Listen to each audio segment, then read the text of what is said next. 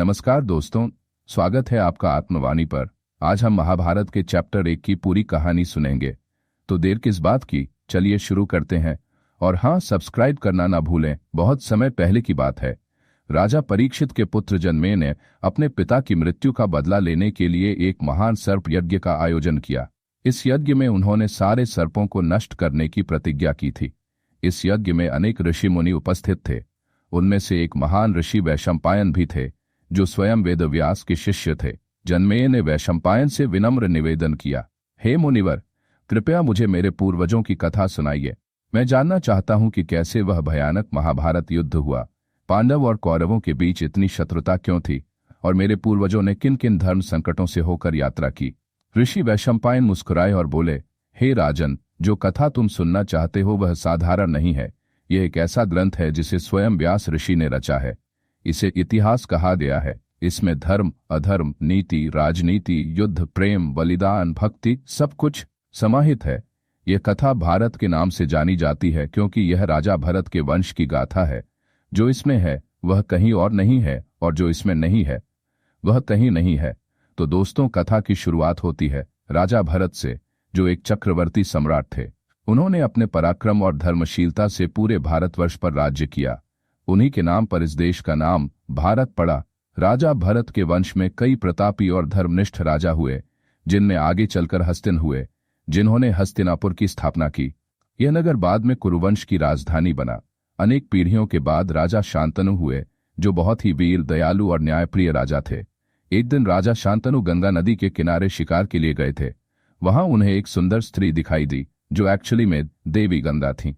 शांतनु उनकी ब्यूटी से मोहित हो गए और उनसे विवाह का प्रस्ताव रखा। गंगा ने एक शर्त रखी, तुम मुझे कभी किसी कार्य के लिए कुछ नहीं कहोगे, चाहे मैं जो भी करूं। शांतनु प्रेम में अंधे होकर यह शर्त मान लेते हैं और दोनों का विवाह हो जाता है। गंगा के एक एक करके 7 पुत्र होते हैं और हर बार वह जन्म लेते ही उन नवजात बच्चों को नदी में बहा देती है। शांतनु का हृदय चीत्कार करता है, परंतु वह वचनबद्ध होने के कारण कुछ नहीं कहते। जब 8वां पुत्र जन्म लेता है, तब राजा शांतनु खुद को कंट्रोल नहीं कर पाते और गंगा को रोककर प्रश्न करते हैं। गंगा तब अपना दिव्य रूप प्रकट करती हैं और बताती हैं कि ये सभी अष्टवसु थे, 8 देवता जिन्होंने ऋषि वशिष्ठ का अपमान किया था और उन्हें श्राप मिला था कि वे धरती पर जन्म लेंगे। गंगा उन्हें जल में बहाकर उनके श्राप से मुक्ति दिला रही थीं, परंतु 8वां वसु, जिसे सबसे बड़ा अपराधी माना गया, उसे पूर्ण जीवन जीना था। यही 8वां पुत्र आगे चलकर भीष्म के नाम से प्रसिद्ध हुआ। गंगा अपने पुत्र देवव्रत को लेकर चली गईं और उसे उच्चतम शिक्षा देने लगीं।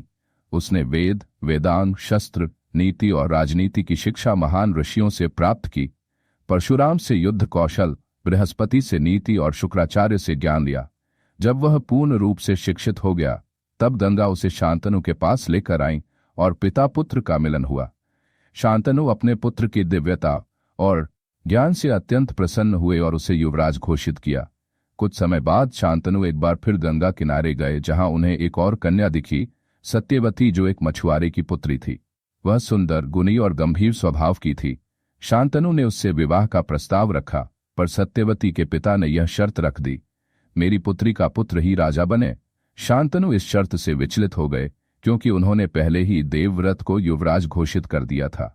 जब यह बात देवव्रत को पता चली तो उसने राज्य और विवाह दोनों का त्याग कर दिया। उसने प्रतिज्ञा की, मैं आजीवन ब्रह्मचारी रहूंगा और कभी विवाह नहीं करूंगा। उसकी यह भीषण प्रतिज्ञा सुनकर देवता तक चकित रह गए और आकाशवाणी हुई, तुम्हारी यह प्रतिज्ञा अद्वितीय है, अतः तुम भीष्म कहलाओगे।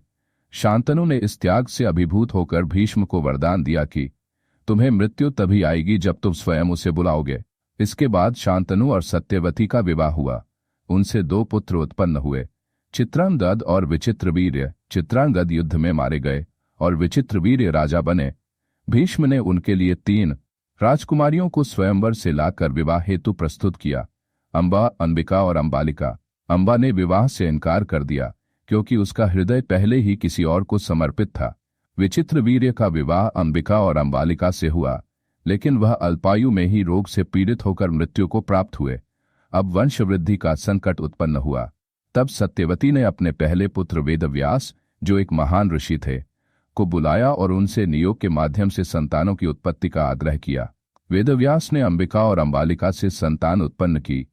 अंबिका से धृतराष्ट्र का जन्म हुआ, जो जन्म से अंधे थे, और अंबालिका से पांडु, जो बलवान और योग्य थे। इसके अलावा एक दासी से विदुर का जन्म हुआ, जो अत्यंत विद्वान, धर्मनिष्ठ और न्यायप्रिय थे, परंतु दासी पुत्र होने के कारण वह सिंहासन के अधिकारी नहीं माने गए। इसी प्रकार कुरु वंश की नींव फिर से स्थापित हुई। यह पहला अध्याय बताता है कि किस प्रकार वंश चलता गया और आगे चलकर महाभारत का बीज कैसे बोया गया।